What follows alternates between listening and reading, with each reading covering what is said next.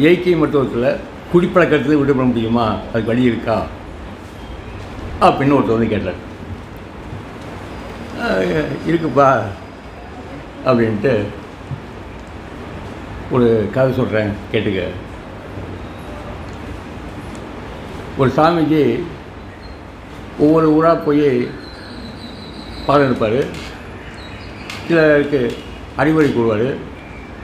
சில ஏதாவது தொந்தரவு ஏதாவது இதுனாக்கா அதை பற்றி ஏதாவது விளக்கம் கொடுக்க சாமி, நான் இது கொண்டு அது மாதிரி கேட்டப்போ இது மாதிரி நான் குடிப்பழக்கத்தை விளையாடுவோம், எனக்கு வழி சொல்லுங்க அப்படின்னு கேட்டார். அப்படியாப்பா அப்படின்ட்டு அப்படியே இப்படி நடந்தார். நடந்தவர் பக்கத்தில் ஒரு மரம் இருந்துச்சு, அதை பற்றி அப்படி நிறுத்தி யோசிக்கிட்டே இருக்கார். 5 நிமிஷம் ஆச்சு, 10 நிமிஷம் ஆச்சு, 15 நிமிஷம் ஆச்சு. இவனுக்கு பொறுக்கலை. என்ன சாமி நான் வாட்டி கேட்டுக்கிட்டு இருக்கேன், நீங்கள் வாட்டி மரத்தை பற்றிட்டு இருக்கீங்க, எனக்கு பதில் சொல்லுங்கள். அப்பா நான் உனக்கு பதில் சொல்லணும்னு நினச்சேன், இந்த மரம் என்னை பிடிச்சிட்டு விட மாட்டேங்குது, நான் என்ன பண்ணுறது அப்படின்னாரு. போங்க சாமி, நீங்கள் மரத்தை பிடிச்சிட்டு மரம் கூட பிடிச்சிட்டு சொல்கிறீங்க. அப்படியா? ஆமாம், மரம் தான், நான் தான் பிடிச்சிட்டு இருக்கேன். இப்போ உன் கேள்வி சொல்லு. இப்போ மது பழக்கத்தை நீங்கள் மது ஒன்றை பிடிச்சிட்டு இருக்கா, நீ மது பிடிச்சிட்டீங்க. நீ நினச்சா பிடிக்கலாம், நீ பிடிச்சா விட்டுடலாம். நீங்கள் நினச்சி சாப்பிடலாம், சாப்பிட இருக்கலாம். தெரியல. அப்போது காலையில் 4 மணிக்கு எதுக்குன்னு அழக வைக்கிறது யார்? நம்ம தான். திரும்ப அங்கிட்டு படுக்கிறது யார்? நம்ம தான். அப்போ என்ன நினைக்கிறது ஒன்று நடக்குது. நம்ம நினச்சா அது முடிச்சாலும் அதை இதே விட்டு உணவே மருந்துங்களோம். மருந்துங்கிறது எதுக்கு? மருந்து சாப்பிட்றது, நோய்க்கு சாப்பிட்றது. நோய்னா என்ன?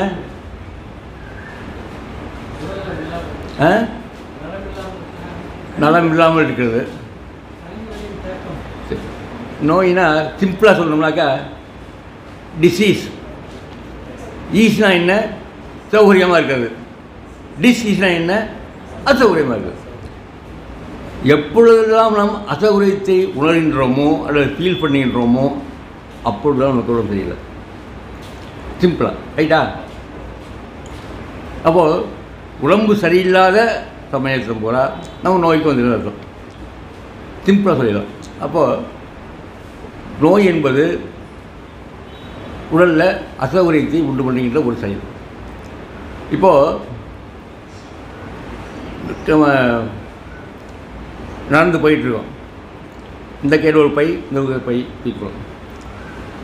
போயிட்டே இருக்கும்போது திரும்ப பையை மாற்றி தோளில் போடுவோம், இதில் போடுவோம், போயிட்டே இருக்கோம் இல்லையா? ஏன்? பை அசௌகரியமாக இருக்குது. பை, இந்த பை எனக்கு அசௌகரியமாக இருக்குது. அப்போது இந்த பை மாதிரி நம்ம உடம்புக்குள்ள யார் பை போட்டா அசௌகரியத்தை உள்ள போடலாம்? இப்போ ஸ்கூலில் படித்தீங்கன்னாக்கா யாராவது ஸ்டூடெண்ட் சரியாக ஏதாவது பேசிக்கிட்டாக்கா, டாய் எழுதுறா, ஒரு சும்மா ஒரு 100 கிராம் நோட் புக்கை தையில் வை, அவன் தையில் வைப்பான். அவர் ஆசிரியர் திரும்பி பார்த்தா டக்குன்னு எடுத்துக்குவான். ஆசிரியர் போட்டுக்குவான். அப்போது அந்த 100 கிராம் இடையுள்ள அந்த நோட்டு கூட அவனுக்கு அசௌகரியத்தை பண்ணுகிறது. அப்போது உங்கள் உடம்புக்குள்ளே அசௌகரியத்தை யார் பண்ணுறா?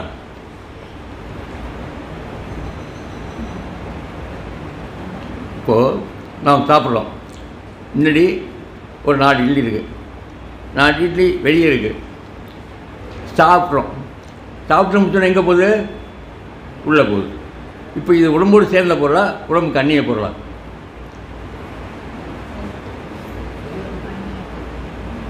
இன்னும் சேரலை. உடம்பு ஜீரணமாகி சேரலை, அதனால் அந்நிய பொருளாக இருக்குது. தட்டில் இருக்கிறது வயிற்றுக்குள்ளே இருக்குது. அது ஜீரணமாகி அதில் இருக்க கழிவுகள்லாம் வெளியே போயிட்டால் பிரச்சனை இல்லை. இப்போது ஜீரணமாக்கப்படாத உணவு நமக்கு அசௌகரியத்தை உள்ள ரைட்டா? அதே மாதிரி ஜீரணான பிறகு அந்த கழிவுகள் வெளியேற்றாலும் நமக்கு அசௌகரியமாக இருக்குது. அப்போது முக்கியமான பங்கு என்னன்னாக்கா அஜீரணமும் மலச்சிக்கலும் உடலுக்கு நோயை உண்டாக்கின்ற முக்கிய காரணம் ஒன்று. ஜீரண மலச்சிக்கலும் ஆதி நோய்கள். ஆமாம், அது சரியாக இருந்துச்சுனாக்கா நோய் கிடையாது. அதனால தான் அரிசி அற்றல் போட்டோம்னா ஜீரண பிறகு ஒரு கழிவெல்லாம் வெளியே பிறகு சாப்பிட்ணுன்னு சொல்கிறது காரணம். இப்போது அதே மாதிரி உடம்புக்குள்ளே பை போட்டது மாதிரி வேறு ஏதாவது வழி இருக்கானாக்கா நம்ம சுவாசம் பண்ணுறோம். சுவாசம் பண்ணுறான் அந்த தூசியெல்லாம் உள்ளே போகுது இல்லையா, அது எங்கே போய் படியுது? நுரையீரலில் படியுது. அது எப்படி வெளியேற்றுது? உடம்பு சளி பிடிச்சி வெளியேற்றுது. உடம்பு எந்த அண்ணியை போய் வச்சுக்க விரும்பாது. இப்போது நடந்து போகிறீங்க, காலில் முள் குத்திருச்சு. அந்த முள்ளை எடுத்து பார்க்குறீங்க, வரல, சின்னதாக இருக்குது, பரவாயில்ல பார்ப்போம் அப்படின்னு விட்டுறீங்க. முள் அங்கேயே இருக்குமா? என்ன செய்யும்? அந்த இடத்துல ஸ்டீல் பிடித்து அந்த முள்ளை வெளியேற்றி வழியை பார்க்கும். அதே மாதிரி நீங்கள் எந்த அந்நிய பொருள் உள்ளே போனாலும் அதை வெளியேற்றிய நடவடிக்கை உடம்பு எடுக்கும். அந்த வெளியேற்றுகின்ற பொருளை அது எடுக்கிற நடவடிக்கையை நோய் என்று சொல்லி நீங்கள் மருந்து சாப்பிட்டு உள்ளே அமுக்கிறீங்க. அதனால் என்ன சொன்னீங்கன்னாக்கா, சாதாரணமாக வரக்கூடிய நோய்கள் அனைத்தும் வர வேண்டும். அது வந்தால் நல்லது, வரலைன்னா தான் கவலைப்படணும். இப்போது உள்ள இதில் போய் படிக்குது, நுரையீரலில் போய் படிக்குது, மருந்து போட்டு அமுக்குறீங்க, என்ன ஆகும்? பெரிய நோய் ஒன்று வரும். வீசிங் ப்ராப்ளம், எந்த ப்ராப்ளம், இந்த ப்ராப்ளம் ஒன்றும் ஆகும். அதை விட்டுட்டிங்கனாக்கா வச்சிங்க நிறைய. இன்னும் பார்த்தா உபவாசம் இருக்கணும், எப்போ இருக்கணும்னு கேட்குறீங்க. நோய் இருந்தால் பசி இருக்காது, அது தெரியுமா? சின்ன குழந்தைங்களாம் விளையாடிட்டே இருக்கும், அதுக்கு அங்கேயும் இங்கேயும் ஓடிக்கிட்டே இருப்பான். ஒருத்தர் மட்டும் அப்படியே உட்காராமல் இருப்பான், நோய் இடத்துல வந்துடும் அவங்களுக்கு. இப்போது நோய் வந்தாலும் சாப்பிடாம எனக்கு வேணாம்னு சொன்னால், எனக்கு பசிக்க சொன்னாலும் அப்பா அம்மா நாம் உடம்பு விடுறோமா? திணிக்கணும். ஏய் சாப்பிடாம வந்து உடம்பு எடுத்துக்காது, சாப்பிடுன்னு நம்ம தான் சொல்லணும். இல்லை சின்ன குழந்தைங்க இருந்தால் தங்க வச்சே ஊற்றுறோம், கையும் காலம் பிடிச்சிக்கிட்டு ஊற்றுறோம். ஏன்? பசிச்சே வரமாட்டோண்ணா. பசின்னு ஒன்று வரத்துல போகுது, அன்னைக்கு சாப்பிட்டோமே, கேட்கட்டுமே, நம்ம விடுறோமா? விட மாட்டோம். ஆக்கி வச்சது உடனே நீ சாப்பிட்டு, நான் அடுத்து என்ன பார்க்கணுமா இல்லையா? சாப்பிட்டு போ. ஏன்? பசி வரட்டும், அவன் சாப்பிட வேணும்னு கேட்கட்டும், அப்போ சொல்லுவோம், முடிஞ்சு போச்சு. அப்போது உணவு என்பது எப்போ மருந்தாக எப்போ பயன்படுது அப்படின்னா சில பேர் நினைங்க. உணவே மருந்துன்னா என்ன சொல்ல நினைப்பீங்க? உணவில் அறுசுவை இருக்கிறது, இந்த சுவை குறைஞ்சா இந்த நோய் வரும், அந்த சுவைக்கு இருந்தால் அந்த நோய் வரும், இதெல்லாம் அப்படின்னு நினைப்பீங்க. இல்லை, அதெல்லாம் சொல்லப்படுது. உணவில் என்ன இருக்குது அப்படின்னாக்கா, நம்முடைய 10th அது 11th ஸ்டாண்டர்ட் புக்கு, அந்த புக்கை பார்த்தீங்கன்னாக்கா அதில் பிளட்னு ஒரு சாப்டர் வரும். இந்த சாப்டரில் ஃபஸ்ட்டு சின்னதாக போட்டிருப்பான், இட் இஸ் 70% 30% நேச்சர். பல புத்தகங்கள் போட்டிருக்கான். அப்போது என்ன செய்யணும்? நம்ம உண்ணக்கூடிய உணவு 70 பங்கு காரத்தன்மையும் 30 பங்கு அமிர்தமாக தான் இருக்கணும். ஆனால் நம்ம சாப்பிட்ற என்ன இருக்கு? பிடிச்சது, பிடிக்க வச்சது, பிடிக்க போகிறது, இட்லி, தோசை, இப்படி சாப்பிட்டு தான் இருக்கும். அப்போது உடலோட ரத்த தன்மை என்ன ஆகுது? மாறிப்போகுது. அப்போது அதோட ஃப்ளோ தடுப்பாடுது. இப்போ அது தகுந்த மாதிரி நோய் உண்டாகுது இல்லையா? அப்போது நம்முடைய உணவில் என்ன செய்யணும்னாக்கா, எந்த அளவுக்கு காரத்தன்மையுடைய உணவுகளை உண்ணுகிறோமோ உணவு நல்லாயிருக்கும். சாமி சகஜான நான் சொல்கிறேன்னாக்கா, உணவே மருந்துன்னு சொல்கிறத சமைத்த உணவுலையும் எப்படி ஆரோக்கியம் சமைக்கலாம் அதுக்கே சொல்லி கொடுத்துருக்காரு. நீங்கள் இப்போ இங்கே சமைக்காதவங்க சாப்பிட்டு போய் வீட்டுக்கு சமைக்காதவங்கவே சாப்பிட்டுனா முடியாது இல்லையா? அதுக்காக சமைத்த உணவை எப்படி ஆரோக்கியமாக சாப்பிடலாம் அப்படி தான் சொல்லி கொடுத்துருக்காரு. அதில் என்னன்னாக்கா, மதிய வேளையில் ஒரு வேளை சாப்பாட்டுக்கு முன்னாடி சுமார் 150 அல்லது 200 கிராம் பச்சை காய்கறி பச்சை சாப்பிடும். அதை பழக்கப்படுத்திக்கும். அதை ஒன்றை மட்டும் பழக்கப்படுத்துங்க, சர்க்கரையே வராது. இப்போ எனக்கு எங்கள் அம்மாவுக்கு சர்க்கரை இருக்குது. டாக்டர் போனால் யாருக்காக போனோம்னாக்கா, ஏய் உங்கள் அப்பாவுக்கு சர்க்கரை இருக்குது, இப்போ டெஸ்ட் பண்ணிட்டு வா அப்படிம்பாரு. சார் டாக்டர் எனக்கு வரவே வராது டாக்டர் அப்படின்னா, உங்கள் அப்பா வந்துச்சுல வரும்ல அப்படிம்பாரு. டெஸ்ட் பண்ணி காமிச்சோன்னே கையில் தான் இருக்குது அப்படிம்பாரு. என்னன்னாக்கா, நம்ம தலைமுறையாக உணவு வழக்கம்தான் மாறாமல் இருக்குது, ஆனால் நோயும் மாறாமல் வந்துக்கிட்டு இருக்குது. நீங்கள் ஒரு சேஞ்சு கொடுத்துட்டு பாருங்கள், பரம்பரை வியாதி வராது. நீங்கள் அந்த அப்பா கொடுத்தா மக கொடுத்த பேர் அப்படி மாறி மாறி ஒரே உணவு பழக்கத்தில் வந்துக்கிட்டு இருக்கோம். அதனால் நோயும் மாறாமல் வந்துக்கிட்டே இருக்குது. நீங்கள் ஒரு சேஞ்சு கொடுத்து பாருங்கள், நோய் வராது. பரம்பரை நோய் என்ற ஒன்றே கிடையாது. அப்போ என்ன செய்யணும்னாக்கா, சிம்பிளாக செய்யணும்னாக்கா, இப்போ சாப்பிட்றீங்க, என்ன செய்யணும், எந்த உணவாக இருந்தாலும் சரி அந்த உணவு முழுமையான உணவா அப்படின்னு மட்டும் பார்க்கணும். இப்போது வீட்டில் போகிற அரிசினா முழுமை கிடையாது. கேக்கு அரிசி வாங்கணும். கேக்கு வாங்கிட்டுனா அதை சமைக்கிறதுக்கு முன்னாடி ஊற வைக்கணும். அப்புறம் 2 மணி நேரம் சமைச்சலாம் விட்டு சமைக்கணும். இது யார் பண்ணுவாங்க அப்படின்னு யாரும் மாட்டேமாங்க வீட்டில் உள்ளவங்க. ஆனால் நான் என்ன சொல்கிறேன், சிம்பிளாக என்ன சொல்கிறாங்க, சப்பாத்திக்கு மாறிடன்னு சொல்கிறது. கோதுமை வாங்கி அரைச்சி அப்படியே யூஸ் பண்ணணும். நீ உங்களுக்கு ஈஸியான வேலை, சப்பாத்தி சாப்பிடு, அது கோதுமை சாப்பிட்ருக்கு அப்படிங்கிறது. எனக்கு அந்த காலத்தில் பார்த்தீங்கன்னாக்கா, நாங்கள் மாமனார் வீட்டிலே சொல்கிறேன், கையினால் புதுசில் மாமனார் வீட்டில் போனால் அவர் வீட்டில் குதிரை இருக்கும், குதிரை நெல் இருக்கும்.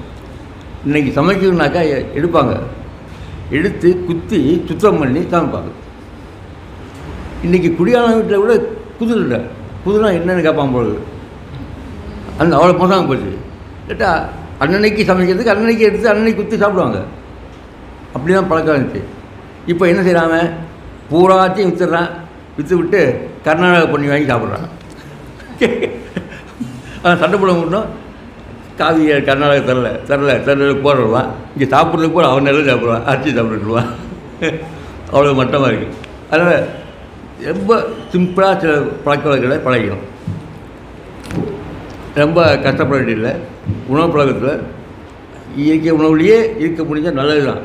ஆனால் ஒரு கட்டத்தில் இருக்குனாலும் எப்போ அப்படின்னாக்கா, நோய் வந்த பொழுது டக்குன்னு மாறிக்கிங்க. எனக்கா நான் இவன் சொல்கிறேன்னா உடனே வீட்டில் போய் இருக்க போகிறது இல்லை நீங்கள். பட் என்ன செய்யலாம், குறைந்தபட்சம் நோயின்னு வந்துருச்சா டக்குன்னு எல்லாத்தையும் உதவிடுங்க. சமைக்காத நோக்கு மாறுங்க, இல்லை உபவாசம் இருங்க. உபவாசம் இருந்தால் நல்லது தான். உபவாசம் இருக்க முடியாதவங்க சமைக்காத உணவுலேயே இருங்க. என்ன இருக்கலாம், பழங்கள், பச்சை காய் இருக்கலாம். இதில் புதுசே இருக்கிறது பெஸ்ட்டு. அது சார்புள்ள பழங்கள் மட்டும் சாப்பிட்றது இன்னும் பெஸ்ட்டு, ஈஸியாக இருக்கும். தானாக நோய் குணமாகிடும். திரும்ப கண்டசாடு குப்பை சேர்த்துக்கிறீங்க, குப்பையை திரும்ப அள்ளி போடுறீங்க. ரைட்டா? எனக்கு குப்பை சேர்க்க இருக்க முடியுமா? குப்பை சேர்ந்தால் ஆகும். குப்பையை வெளியே தரதுக்கு டைம் கிடைக்கும், அப்போ தள்ளி தான் ஆகணும். அதனால் எவ்வளோக்கு எவ்வளவு இதை ஃபாலோ பண்ணுங்க. முடியாதவங்க குறைந்தபட்சம் மதிய உணவில் பச்சை காய்கறி சேரல் கண்டிப்பாக இருந்தே ஆகணும். இதை ஒன்றை மட்டும் விடாப்படியாக கிளம்பிங்க. வேறு எது கிளம்பிச்சாலும் கேட்டு, மத்தியானம் நான் சாப்பிட போகிறேன்னா இது இல்லாமல் நான் சாப்பிட மாட்டேன் அப்படின்னு சொல்லுங்கள். நான் கிட்ட 30 வருஷத்துக்கு மேலே பச்சை காய்கறிலாம் சாப்பிட்றது கிடையாது. மத்தியானம் போனால் அது இருக்கும், அதுக்கப்புறம் தான் உணவு. அதனால் டெய்லி அது இல்லாமல் உணவே உண்ணுவதில்லை. அதனால் அதை மட்டும் பழக்கப்படுத்துங்க. இரவில் நிறைய பழங்கள் சாப்பிட பழகணும். சமைக்காத உணவுக்கு ரொம்ப ஈஸியாக இருக்கும். ரைட்டா? அப்புறம் இந்த நோய் மூக்கு வழியாக போனால் இதில் அப்படிது, இதில் வயிற்றுக்குள்ளே போச்சுன்னா இதில் குடலில் போய் வளர்த்திக்க வந்துச்சா அதை பாதிப்பது. இப்போ நோயின்னு வரும்போதெல்லாம் பசி இல்லாத தன்மையை உணவே தெரியும். நோய் வர்றதுக்கு முன்னாடியே காமிக்கும் உணவு வரும். அதனால் உணவே மருந்தினோட உடலே மருத்துவர் என்று சேர்த்து சொல்கிறது. உடலே மருத்துவர் அப்படின்னாக்கா, நம் உடலில் எந்த நோய் வந்தாலும் அது தானே சரிப்பதில் கூடிய ஆற்றல் படைத்தது. இதை உணரணும். எப்போது இந்த சாதாரண சொல்லக்கூடிய அக்யூட் டிசீசஸ் சொல்லக்கூடிய அனைத்தும் வரும்போதெல்லாம் நீங்கள் மருந்து எடுத்துக்கொள்ளாமல் இருப்பீர்கள். ஆனால் பெரிய நோய்கள் ஒன்றே கிடையாது, பெரிய நோய்கள் வராது. உணவு மட்டும் முக்கியம், ரொம்ப ரொம்ப முக்கியம். எனக்கா இயற்கை மருத்துவத்தின் அடிப்படை உண்மைங்கிறது இதுதான், அஸ்திவாரங்கிறது இதுதான். இதை அஸ்திவாரத்தை பலப்படுத்தாமல் நீங்கள் என்ன காரியம் செஞ்சாலும் தப்பு. நான் உணவில் முக்கியத்துவம் எடுக்காமல் நான் நேற்று வாக்கிங் போகிறேன், அது பண்ணுறேன், இது பண்ணுறேன், யோகா பண்ணுறேன், இதை கடைப்பிடிச்சிட்டு இது நான் பண்ணுறேன். எனக்கா அஸ்திவாரம் ஸ்ட்ராங்காக இருந்தால் தான் கட்டணமே ஸ்ட்ராங்காக இல்லையா? அப்போது இதுக்கு முக்கியத்துவம் கொடுக்கணும். இதை கடைப்பிடிச்சிட்டு நீங்கள் அப்புறம் தொடர்ந்து மற்றதை கடைப்பிடிங்க. நிறைய பேர் சொல்லுவாங்க, நான் டெய்லி இத்தனை கிலோமீட்டர் வாக்கிங் போகிறேன், இவ்வளோ இது பண்ணுறேன், பண்ணுறேன், எனக்கு அது ஒன்றும் வராது, கடைசியில் பார்த்துக்குவாங்க. எனக்கா அடிப்படை தப்பை திருத்தணும். இது இயற்கை மருத்துவத்தின் சாராம்சம் அல்லது அடித்தாம். இந்த உணவியம்பது உடலிய மருத்துவர் இதில் முக்கியத்துவம் கொடுக்கணும். எப்போ பார்த்தாலும் சரி உணவு தான் முக்கியம் அப்படிங்கிறத இன்ட்ரெஸ்டாக இருக்கணும். அதனால் ஒரு பச்சைக்கறி சேவை கண்டிப்பாக சாப்பிட பழக்கப்படுத்திக்கணும். நீங்கள் சாப்பிட என்ன ஆகுனாக்கா கொஞ்சம் தொந்தி இருக்கிறவங்களுக்குன்னா தொந்தி குறைஞ்சி போகும். நீங்கள் கணிக்கலாம். நீங்கள் வேணால் ஒரு இந்த கிரமணக்கு முறையை கடைப்பிடிக்கிறது முன்னாடி உங்கள் இடையை போட்டு பாருங்க, ஒரு மாதம் கழிச்சு போட்டு பாருங்க, குறையும். ஒரே ஒரு சேஞ்ச் தான், மதிய உணவில் பச்சைக்காய் பச்சை சாப்பிட்றது. இந்த ஒரு மாற்றமே உடம்பில் இருக்கிற கழிவுகள்லாம் வெளியேற்றும். இலகுவாக மலங்கள் போகும், நல்லா யூரின் போகும். இது ரெண்டுமே இருந்தால் சரியாக போச்சுல. அப்போது இப்போ கழிவை போக போக உடம்பு என்னன்னாக்கா ஸ்லிம் ஆகும். சில பேர் நல்லா டகாசமாக இருப்பாங்க, இப்படி ஒளியான உடனே பயந்துக்கிட்டு என்ன பண்ணுவாங்க, இதை கைவிட்டுருவாங்க. ஆனால் தப்பு. ஒரு குறிப்பிட்ட லெவலுக்கு மேலே நீங்கள் என்ன செஞ்சாலும் சரி உடல் குறையவே குறையாது. ஒரு லிமிட்டில் கொண்டு நிப்பாட்டிட்டோம் தானா, உடலுக்கு தெரியும். அதனால் உடல் மேலே நிறைய பேர் சாப்பிட்டோன்னே 10 வருஷத்துக்குள்ள வந்து விசாரிப்பாங்க, என்ன ஒல்லி ஆகிட்ட, ஏதாவது டைஃபாய்டு இருந்துச்சா, ஏதாவது ஜுரம் இருந்துச்சா, என்ன ஆச்சு உனக்கு அப்படின்னு விசாரிப்பாங்க. ஆனால் நம்மகிட்ட சுறுசுறுப்பு குழுன்னு ஓடலாம் போல இருக்கும். எந்த வேலை செஞ்சாலும் சுறுசுறுப்பாக செய்வோம். அதுக்கு இந்த ஒரு மாற்றமாக செஞ்சாலும் இங்கே எந்த முறை சுறுசுறுப்பு கூட தெரியும். ஆனால் போகிற பிறகு வீட்டில் முடிவு பண்ணோம்ல. அப்போது இந்த ஒரு சின்ன மாற்றம் பண்ணாட்டே என்ன இருக்குது, பண்ணி பாருங்கள். ஏன்னாக்கா ஒரு குழந்தையில்லா தம்பதி அவங்க என்கிட்ட வந்தாங்க, டாக்டர் உனக்கு குழந்தை பிறக்காது அப்படின்னு சொல்லி அனுப்பிட்டார். அவர் வந்து இயற்கை மருத்துவ ஏதாவது இருக்கா அப்படின்னு லேசாக கேட்டார். இருக்குப்பா, சரி. 2 பேரும் ஒரு 6 மாதம் விடாப்பிடியாக மத்தியானம் இந்த ஒன்று மட்டும் பச்சைக்காய் சாப்பிடுது. எனக்கா உடனே அவளை உபவாசம் போட்டு இயற்கை உடைய 6 மாதம் இரு அப்படின்னு சொன்னால் கேட்க மாட்டாங்க. அதனால் இந்த ஒரு செஞ்சு மட்டும் பண்ணுப்பா அப்படின்னு. சரின்னு ஒரு 6 மாதம் இருந்தாங்க. இதனால் நான் அனுப்பிச்சிட்டேன். இது மாதிரி இருக்கும் பொழுது ஏதாவது ஒரு நோய் வரணும், ஒன்று வயிற்றால போகணும், இல்லை ஜுரம் வரணும், அது கட்டி கப்பளமாக வரலாம். இது மாதிரி ஏதாவது சாதாரண நோய் வரும்பொழுது என்கிட்ட கேட்டுக்க மருந்து எடுத்துக்கூடாது. அது ஒன்று சொன்னேன். அதே மாதிரி 6 மாதத்தில் ஒரு ஜுரம் வந்துச்சு. ஜுரம் வந்தோடனே என்ன வந்து கேட்டாங்க, ஜுரம் வந்துச்சுன்னா சாப்பிடாமல் இருப்பா, போதும், பசிக்காது, போ, பசிக்காமல் இருந்து பசி வர வரைக்கும் பேசாமல் இருக்குது, திரும்ப தான் ஜுரம் நின்று போகணும். அதேமாதிரி ஜுரம் சரியாக போச்சு. சரியாக போனவுடனே திரும்ப அடுத்து 1 மாதத்தில் கற்பம் இருக்குது. இப்போ குழந்தை வளர்ச்சி எப்படி இருக்கும் அவங்களுக்கு?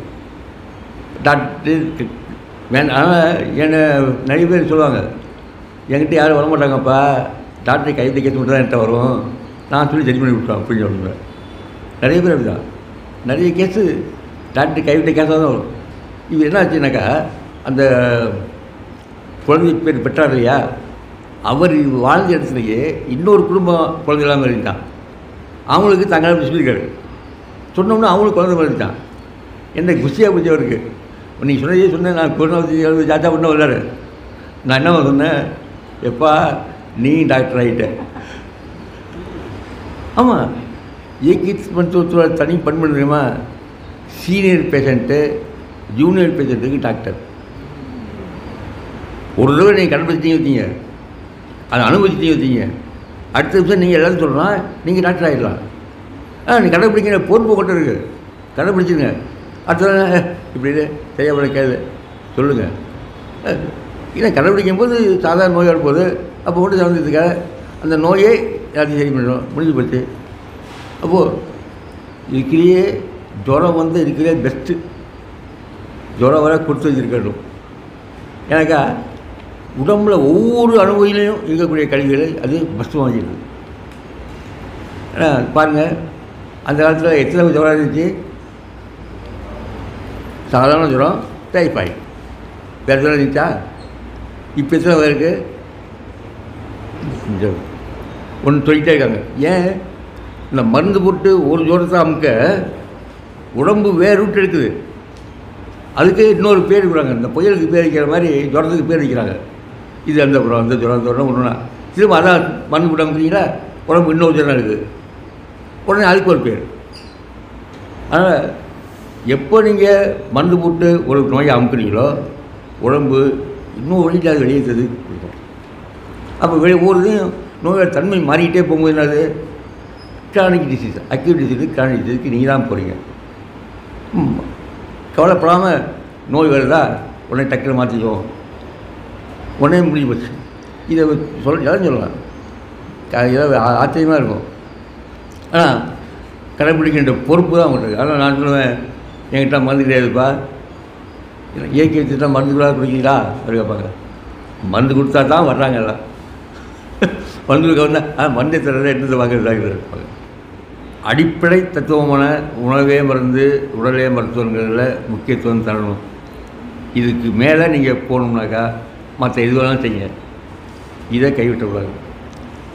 இது இல்லாமல் நான் அதை பண்ண இது சொல்கிறது தப்பு. நான் இதையும் பண்ணேன் அதையும் பண்ணேன்னு சொல்லுங்கள், ரைட்டு. ஆனால் இதை பண்ணாமல் இருக்கக்கூடவே கூடாது. குறைந்தபட்சம் இந்த ஒன்றாவது கடைப்பிடிக்க சொல்லுவேன். ஆனால் ஆள் சில மாதிரி சொல்லுவேன். இப்போ யாரோ வர்றாங்க வச்சிங்களேன், அவர் கடினமான வேலை செய்கிற ஆள், அவரை போய் நான் பட்டினி போடுன்னு சொல்ல முடியாது. அது மாதிரி என்ன செய்வேனாக்கா, தேங்காய் பழம் போட்டு சாப்பிடு அப்படின்னு சொல்லுவேன். தேங்காய் பழம் சாப்பிட்டு எல்லா வேலையும் பார்ப்பார், சரியாக போகும். அதாவது எந்த இருந்தாலும் சமைக்காத உணவு இருக்கணும், சிம்பிள். இப்போ சமைக்காத உணவோடு இருக்கணும் அப்படின்னா அவங்களுடைய குடும்ப சூழ்நிலை எல்லாம் பொறுத்து நீ பட்டிக்கடனை பண்ணிருக்கலாம், அல்லது இப்போ இயற்கை உணவு இருக்கலாம், பழத்தின மட்டும் இருக்கலாம், இல்லை தேங்காய் பழம் மட்டும் எல்லா வேலை செய்யலாம். அது டக்குன்னு இயற்கை உணவுக்கு மாறணும். அது மாறுறதுக்கு வழி நான் அவனுடைய வேலைப்பாடுகள், அவங்களுடைய வீட்டில் என்னென்ன எப்படி இருக்காங்க அப்படின்னு பார்த்துக்கிட்டு இருந்தாமல் சொல்லுவேன். ஒரு தள்ளுவண்டி வியாபாரி, அவருக்கு யானைக்கால், சும்மா கடைக்கு வந்தவர் நோட்டை எடுத்து பாட்டிருந்தார். என்னப்பா பிரட்டுற அப்படின்னா, யானைக்கால் வியாதிக்கு நான் 15 நாளைக்கு ஒரு மெடிக்கலில் போய் மருந்து வாங்கிட்டு போகணும், அதை மருந்து வாங்கிட்டு வர்றேன் அப்படின்னா. ஏன்ப்பா நான் சொன்ன மாதிரி செய்யாப்பா சரியாக போகும் அப்படின்னா. 1 மாதம் தேங்காய் பழத்தில் இரு, நீங்கள் எல்லா வேலையும் பார்க்கலாம், தெருத்துறா போய் விற்கலாம், எல்லாம் பண்ணலாம். இது 1 மாதம் இரு அப்படின்னா. 15-20 நாள் எல்லாம் சரியாக போச்சு.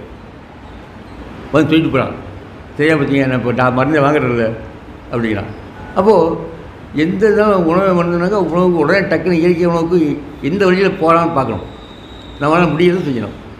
இப்போது அதுக்காக நான் தேங்காய் பழத்தை எப்படி சாப்பிட்ருக்கிறது அப்படின்னா, பழங்கள் சாப்பிட்டுட்டு இது சாப்பிட்டுட்டு அவங்க தான் சமைக்காத உணவுக்கு வரணும், எந்த உணவு இருந்தாலும்.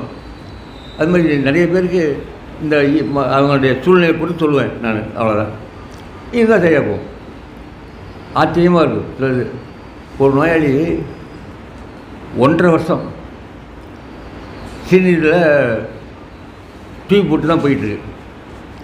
டாக்டர் என்ன சொல்லிட்டாரு, கடைசி வரைக்கும் இதுதான்யா டியூப் தான் இருக்கணும் அப்படின்ட்டார்.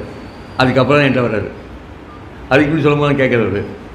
அப்புறம் விட அப்படியே இந்த பச்சைக்காயெல்லாம் சொல்லி கொடுத்தோம்னா 15 நாள் சரியாக போச்சு அவருக்கு.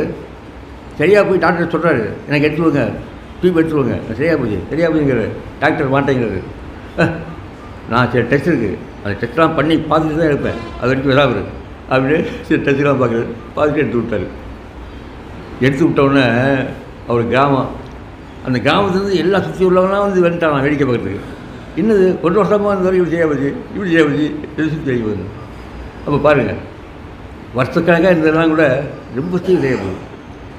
எல்லாமே உரிய உணவு தான். என்றைக்கு அந்த உணவு உணவு வரீங்களோ சரியாக போகும். அதனால் விடாப்பிடியாக கடைப்பிடிக்க வேண்டிய பொறுப்பு மட்டும் தான் இருக்குது. விடாப்பிடியாக இந்த இதை கதை சொன்ன மாதிரி இருக்கிறது மதுக்குடி பழக்கத்தை விட மாதிரி பிடிச்சிட்டு இருக்கக்கூடாது. நம்ம தான் பிடிக்கணும் விடாப்பிடியாக. ஆமாம், மரத்தை பிடிக்கணும் இருக்கக்கூடாது. அதனால் ரொம்ப ஈஸி. ஒரு தடவை கடைப்பிடித்து அதில் அனுபவிச்சிட்டிங்கன்னு வச்சிங்கன்னா அடுத்தது நீங்கள் வேறு யாரும் கேட்கல, எட்டால் வாங்கி சாப்பிடும். அது மாதிரி எல்லாம் உடலே மருத்துவருக்கு இப்போ நிறையா இருக்குது. உடல்லாம் தானாக அந்த உடல் மட்டும் இல்லை, மனம் இருக்குது, புத்தி இருக்குது இல்லையா? இப்போது ஒரு டாக்டரு முக்கியமான ஆப்ரேஷன் பண்ண போகிறாரு. ஆப்ரேஷன் பண்ணும்போது ஃபாரின்லேருந்து அவர் ஃப்ரெண்ட் வந்துடுறாரு. ஃப்ரெண்டு வந்து ஏற்பட்ட குசி, டேய் நான் முக்கியமான ஆப்ரேஷன் பண்ண போகிறேன், கரெக்டாக வந்துட்டேன், வா வா நான் அந்த ஆப்ரேஷன் பண்ண பார் அப்படி கூப்பிட்டு போகிறாரு. வயிற்றை கிழிச்சு தவறா திருக்குறள் பெருக்குறள் கிட்டி அது ஒன்று நாள் கழிச்சாரு. அதுதான் சரி டாக்டர், மனசுங்கிறன்னு காமிய அந்த பையன் புத்தி கிட்டாங்க, புத்தியை கொஞ்சம் கழுவி போடுங்க. ஆத்மான்னு ஒன்று இருக்குங்கிறாங்க, காமிய உயிர்னு ஒன்று இருக்காங்களா, அந்த உயிரை காமிக்க முடியுமா? இப்போது இந்த உடலில் கண்ணால் பார்க்க முடியாத பல விஷயங்கள் இருக்குது. அவைகளுக்கும் பவர் ஜாஸ்தி. நீங்கள் கவனிச்சிங்கன்னா கண்ணால் பார்க்க விஷயங்களை தவிர பார்க்க முடியாத விஷயங்களுக்கு சக்தி அதிகம். உதாரணத்துக்கு குடும்பத்தில் ஏதாவது சுமமான நடந்து போச்சு, குடும்பத்தை என்ன பண்ணுவீங்க, அப்படியே தலையாட்டிட்டு போய் இருக்கமாக இருப்பான். போய் எல்லாம் என்ன பண்ணுவாங்க, டேய் பணம் இப்படி போகிறா, மனசை விட்டாது சொல்லுவாங்கல்ல. அப்போது உடம்பு கண்டு மனசுக்கு போக ஜாஸ்தி தானே. அதே மாதிரி எல்லாம் இருந்தாலும் கண்ணால் பார்க்க முடியாத விஷயங்கள் எல்லாத்துக்குமே போக ஜாஸ்தி. ஆனால் என்ன சொல்லுவாங்க எல்லோரும், கண்ணால் பார்க்க முடியல நம்புவாங்களா? யார் நம்புவாங்க? நம்ப மாட்டாங்க. இது பிளான் இது அப்படிதான் சொன்னா வழி போனாக்கா யார் நம்புவா? இதுக்கு போய் பணம் கொடுத்து வர பண்ணிட்டு இருக்கு, இது கையாட்டுறதுக்கு பண்ணுறோமா? சரியாக பண்ணணும்னு ஆக்கி விடாங்க. ஆனால் இதுக்கு பணம் கேட்குறீங்க, கை நாட்டிங்க எப்படி எதுக்கு பணம் அப்படி கேட்கணும்னு இருக்காங்க நிறைய பேர். கண்ணால் பார்க்க முடியாது எல்லாத்துக்குமே பவர் ஜாஸ்தி. தண்ணியை விட காற்றுக்கு பவர் ஜாஸ்தி. காற்று கண்ணால் பார்க்க முடியாது, ஆனால் காற்றுக்கு பவர் ஜாஸ்தி. எந்த இதாக இருந்தாலும் சரி. அதனால தான் நான் சொல்ல அந்த காலத்தில் சில விஷயங்களை நம்ம முன்னோர்கள் பண்ணியிருப்பாங்க. அது என்ன விடாப்படியே பண்ணுங்க, நம்ம காரணம் கேட்காதீங்க அப்படின்னு. இப்போ உதாரணத்துக்கு திருஷ்டின்னு ஒன்று இருக்கா இல்லையா? திருஷ்டி இருக்கா? நம்புறீங்களா? திருஷ்டின்னு ஒன்று இருக்கா? மிளகாயும் உப்பு எடுத்து சுற்றி போட்டால் சரியாக போகுதுங்க. வெறும் மிளகாயை போட்டால் நெடி வருது, சுற்றி போட்டால் நெடி வரலையா? அது ஏன்? அப்போ என்ன நடக்குதுல்ல? ஒரு வேலை தான் பண்ணுறீங்க, அதே இது மிளகாய் தான் நெருப்பில் போடுறீங்க, நெடி வருது. அதையே சுற்றி போடுறீங்க, நெடி வர மாட்டேங்குது. அப்போது என்ன நடக்குது? அப்போ நம்ம முன்னோரு காலத்துலேருந்து ஏதோ ஒரு பழக்கவழக்கத்தை வச்சுருக்காங்கனாக்கா அந்த பழக்கவழக்கத்தை காரணம் கேட்காம ஃபாலோ பண்ணுங்க. வார்த்தை என்ன சுற்றி போடுங்க, நெடி வரலான்னு பாருங்கள். நெடி வரலனா இருக்கு, நிறைய திருஷ்டி இருக்குது, நிறைய சொல்லலாம். எனக்கு பார்த்தீங்கன்னா ஒவ்வொரு ஆளும் எங்கே போனாலும் சரி உங்கள் வயசு என்னன்னு கேட்குறாரு நிறைய பேர். ஏன்னு தெரியல, என்ன இப்படி ஓடுறாரு அப்படின்னு கேட்டு வயசு என்ன அப்போ திருஷ்டி எவ்வளோ இருக்கும்? ஆனால் திருஷ்டின்னு ஒன்று இருக்குது. ஆனால் உடல்னு பார்க்கும்போது அந்த காலத்தில் எந்த பழக்க வழக்கங்களை நம்ம முன்னாடி கடைபிடிச்சாங்களோ கண்ணை மூட்டி கிடக்கணும். இந்த சாயந்தரமாக 4:30 6 மணி வரைக்கும் யாராவது தூக்கிட்டு இருந்தால் வீட்டில் விடுவாங்களா? பெரியவங்க எழுப்பிவிடுவாங்க, டேய் நேரம் எடுத்து தூங்கலாம், எழுப்பிவிடு அப்படிம்பாங்க. இப்போ அப்படி எப்படி இருக்கிறீங்க? இப்போ நான் தூங்க விடு. யாரை எழுப்பிடுவாங்களா? தூங்க விடுன்னு விட்டுருவாங்க. ஆனால் அந்த காலத்தில் பாட்டியம்மா வந்துட்டு விளம்புறாங்க, அவனை எழுப்பிடுறான், என்ன நேரம் தூங்கிட்டு இருக்கான், இப்போ தூங்கிட்டு இருக்கான், எழுப்பிடு அடிப்பாங்க. அப்போது நம்ம முன்னோர்கள் காலங்காலமாக ஏதோ ஒரு பழக்கத்தை வச்சுருக்காங்க. அதை காரணமே கேட்கக்கூடாது, கண்ணை மட்டும் பழக்கணும். கண்ணை மட்டும் நீங்கள் இது வாழ்க்கையில் கடைப்பிடிக்கணும். அதில் தப்பே இருக்காது. எனக்கு நம்ம என்ன நினைக்கணுனாக்கா, நம்ம கண்ணால் பார்க்க நினைக்கணும். ஆனால் கண்ணால் பார்க்காத வரைக்கும் தான் பவர் ஜாஸ்தியாக இருக்குது. வேறு என்ன சொன்னீங்க? தண்ணியாக சொல்லுங்கள். டைம் 10 நிமிஷம் இருக்குது. சரி சொல்லுங்கள். ஏதாவது சமைத்த உணவுல ஏதாச்சும் போன உடனே அவங்க சாப்பிட போகிறது. ஆமாம், சமைத்த உணவு ஏதாவது மாற்றணும். ஒன்றும் இல்லை, சமைத்த உணவுக்கு எது வேணாலும் போங்க, அந்த உணவுகளை முழுமையாக பயன்படுத்த பாருங்கள். இப்போ அரிசி என்றாலும் சரி முழுமையாக பயன்படுத்தும். அதுக்கு நாங்கள் ஒரு குறுக்கு வழியை வச்சுருக்கோம். என்ன குறுக்கு வழினாக்கா, தவிடு அரைச்சி வச்சுருது, தவிடு பொட்டுக்கடலை தவிடு, உளுந்தம் போட்டு, பருப்பு போட்டு இதெல்லாம் அரைச்சி வச்சுருது. அரைச்சி வச்சுட்டு அதை சாம்பாரில் ரசத்தில் மோரில் சேர்த்துக்கிறது. சொல்லக்கூடாது, சொன்னால் சொல்ல மாட்டாங்க. நீங்கள் மட்டும் அள்ளி போட்டுருவோம். ஒரு ஆளுக்கு ஒரு 2 கணி 3 கணி சேர்த்துட்டு வச்சிங்க, அந்த உணவு முழுமையாகிடும் இல்லையா? நீங்கள் எதைத்தான் தனித்தனியாக சாப்பிட்றீங்க. இந்த தவிடு சத்து போயிடுறியா, அதுக்காக நாங்கள் தனித்தனியாக வாங்கி மொத்தம் அரைச்சிடுறது. அரைச்சி பொடியாக வச்சுக்கிட்டு சாப்பாட்டில் கலந்துடுது. நல்லா இருக்கும். ஒன்றும் சாம்பாரில் கொண்டு இதை கொண்டு வரல. நீங்கள் ஃபோன் பண்ணி வச்சேன், மழையாக இருந்துச்சா, மழையில் காய வைக்க முடியாது. தவிடா எங்கே கிடைக்கும் கேட்குறாங்க. மளிகையில்